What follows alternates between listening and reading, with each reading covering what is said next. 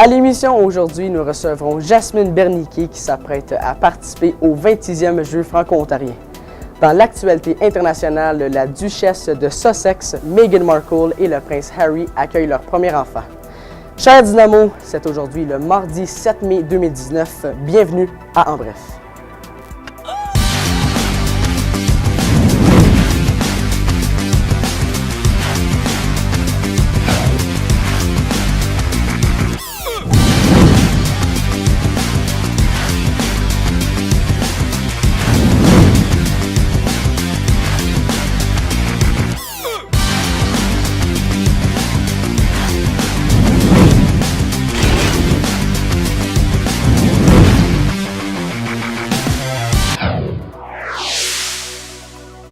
Bon matin, ici Jérémy Laverne et Nova Rivard.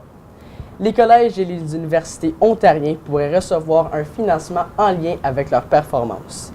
Le gouvernement Ford pourrait décider des sommes octroyées aux institutions postsecondaires en se basant sur 10 critères établis.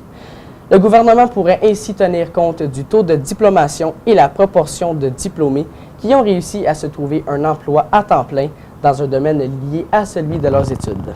Le gouvernement Ford a indiqué que 60% du financement des institutions postsecondaires sera lié à leur performance.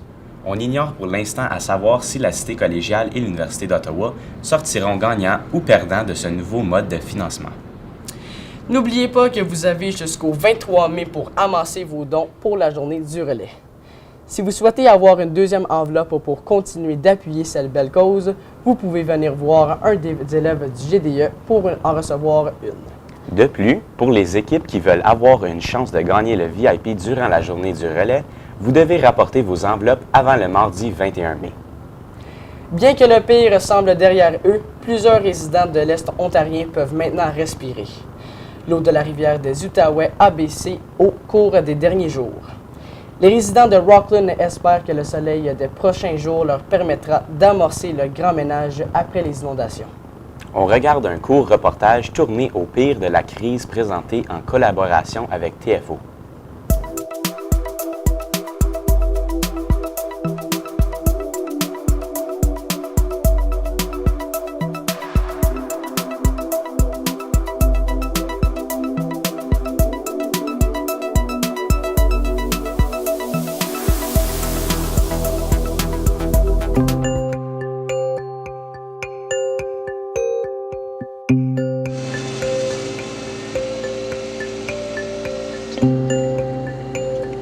Il n'y a pas grand-chose à faire à part d'avoir d'autres ponts.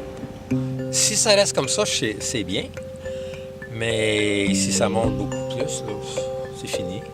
Tout le monde veut aider parce qu'on ne veut pas avoir un climat de la grosse ville, quoi qu'on est juste à côté.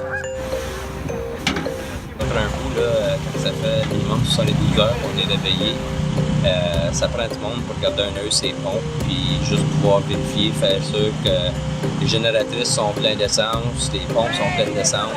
No pain! No pain! Ce qu'ils vivent présentement, nous autres, on est capable d'aller à la maison tous les soirs puis dormir dans notre lit. C'est pas le cas avec eux autres, mais là, il y a eu beaucoup de bénévoles, on a dû manger, qui arrivent 3 fois par jour. Moi, je suis rendu trop vieux, j'ai 75 ans, et j'avais clore cette partie-là de ma vie aussitôt que possible.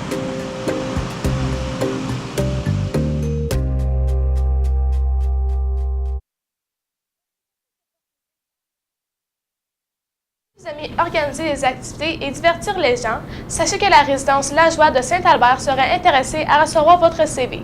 La résidence est à la recherche d'un programmeur en loisirs.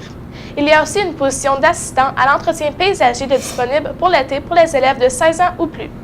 D'autre part, si la construction vous intéresse, les fondations Brisson ont aussi plusieurs postes disponibles pour vous. Côté bénévolat, le comptoir populaire de Guire est à la recherche de bénévoles les jeudis soirs de 17h à 20h. Le Soccer Optimiste de Limoges a aussi besoin de bénévoles les lundis à partir du 3 mai jusqu'au 24 juin. On recherche de l'aide pour le souper communautaire de Chrysler le 10 mai prochain de 16h à 20h et la journée familiale chez Indépendant à Embrun le 11 mai de 9h à 15h. Finalement, on demande aussi des bénévoles à la fête communautaire à Limoges le 22 juin de 9h à 17h. On vous invite à voir Mme Anne Legault au local de ressources pour les détails.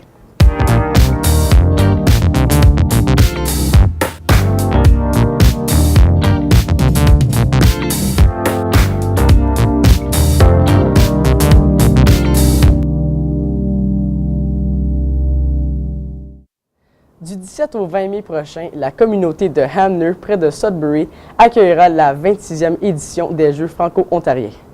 Comme à chaque année, une dizaine d'élèves de l'ESCC prendront part à l'événement. Nous recevons dans notre studio ce matin Jasmine Berniquet, élève responsable du recrutement, afin de nous parler de ce grand rassemblement. Bonjour Jasmine, ça va bien? Oui, toi? Oui, merci.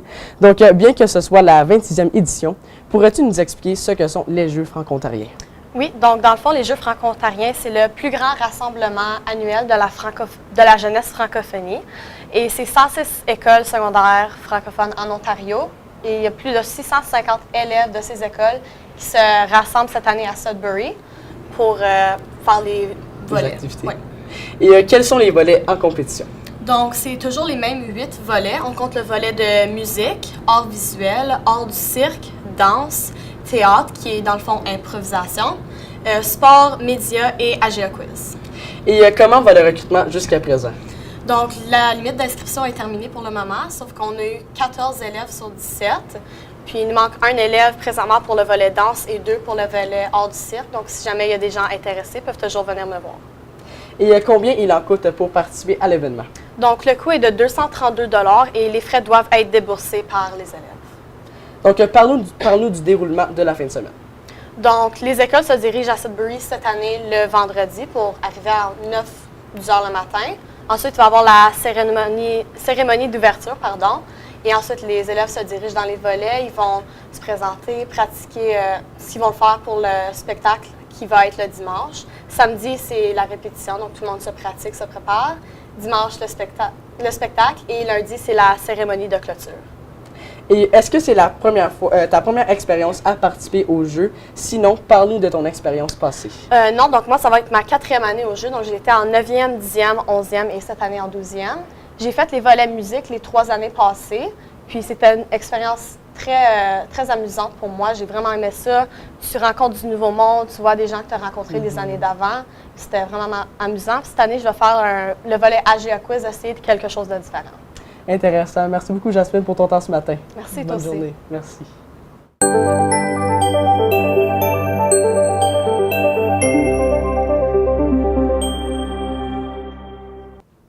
Nous aurons droit aujourd'hui à du temps généralement nuageux.